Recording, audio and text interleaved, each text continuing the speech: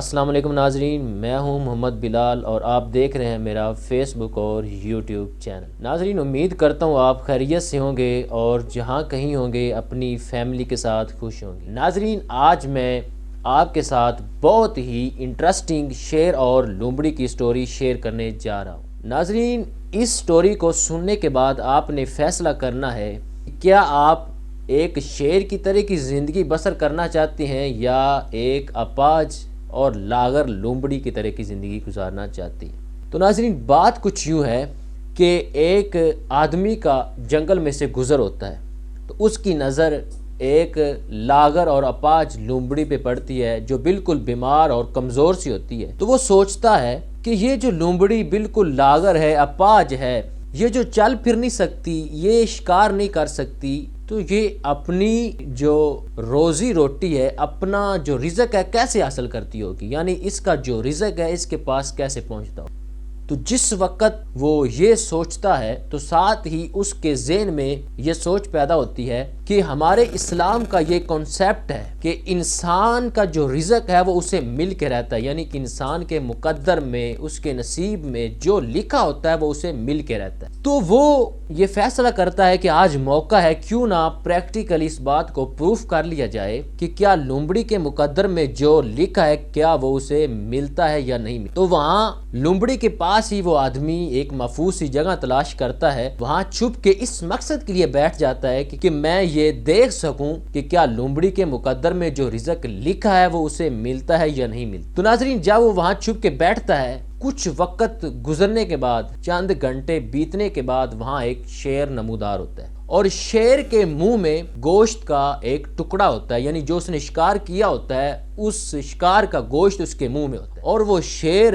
لومڑی سے کچھ ہی فاصلے پر بیٹھ جاتا ہے اور اس گوشت کے ٹکڑے کو کھانا شروع کر دیتا ہے۔ شیر گوشت کا کچھ حصہ کھاتا ہے، باقی حصہ وہیں چھوڑ کے وہاں سے چلا جاتا ہے۔ جس وقت شیر وہاں سے چلا جاتا ہے اور لومڑی اپنے آپ کو گھسیٹتے ہوئے اس بچے ہوئے گوشت کے حصے کے پاس پہنچتی ہے اور اسے کھانا شروع کر دیتی۔ جس وقت وہ آدمی یہ ماجرا دیکھتا ہے تو اس کے یقین کا لیول جو ہے وہ مزید پختہ ہوتا ہے کہ یہ بات حقیقت ہے کہ جو رزق انسان کے مقدر میں لکھا ہے وہ اسے ضرور ملتا ہے۔ تو وہ آدمی سوچتا ہے کہ میں روزی کی تلاش میں اپنا گھر چھوڑ کے، اپنا شہر چھوڑ کے، اپنا دیش چھوڑ کے دیس و پردیس اس لیے جا رہا ہوں کہ میں وہاں سے رزق حاصل کروں، تو پھر مجھے تگ و دو کرنے کی، کام کرنے کی، محنت کرنے کی کیا ضرورت ہے؟ جو میرے مقدر میں، جو میرے نصیب میں لکھا ہے وہ مجھے مل جائے گا۔ تو وہ اس جنگل میں ایک محفوظ سی جگہ تلاش کرتا ہے اور وہاں اس مقصد کے لیے رہنا شروع کر دیتا ہے کہ لومڑی اگر اس کے مقدر میں جو لکھا ہے اسے مل سکتا ہے تو میں تو اشرف المخلوقات ہوں، میں ایک انسان ہوں، تو پھر میرے مقدر میں جو لکھا ہے وہ مجھے بھی ضرور ملے۔ تو ناظرین، جب کچھ دن وہاں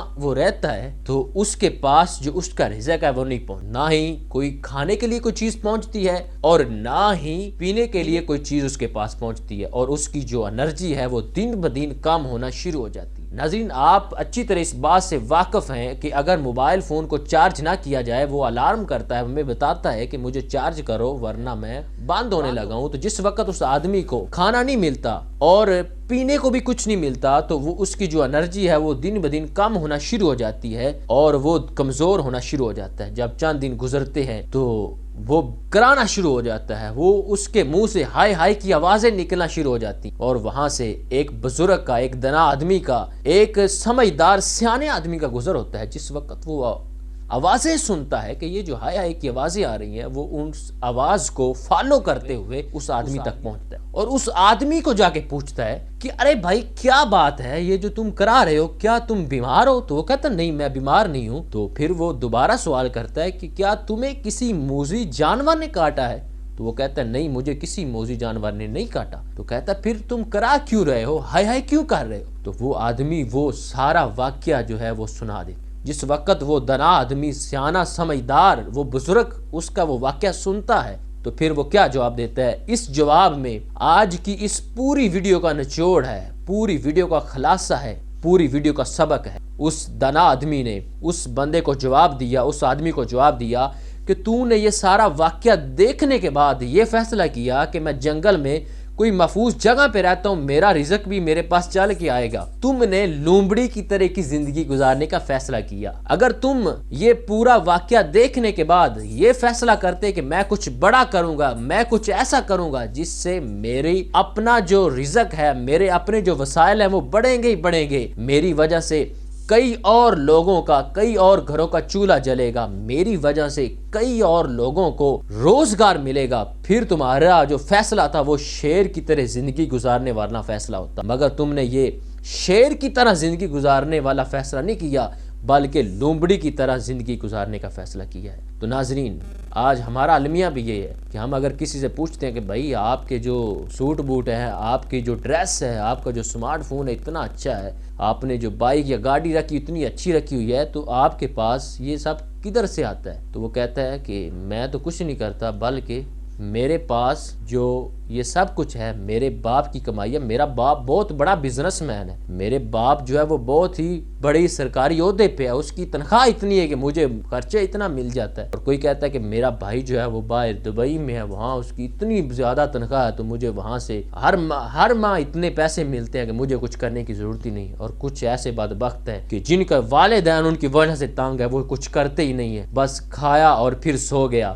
یا پھر موبائل فون یا پھر موویز دیکھتا رہا۔ تو ہمیں یہ جو روش ہے اسے چھوڑنا ہوگا، بلکہ ہمیں کچھ بڑا کرنا ہوگا، سوچ کو بڑا کرنا ہوگا، اور ہمیں کچھ بڑا کرنے کے لیے یہ سوچ بنانی ہوگی کہ ہم کچھ بڑا کریں گے جس سے ہم خود بھی خوشحال ہوں گے اور ہماری وجہ سے کئی اور لوگوں کے گھر کا جو چولہا ہے وہ جلے گا۔ ویڈیو دیکھنے کا بہت شکریہ۔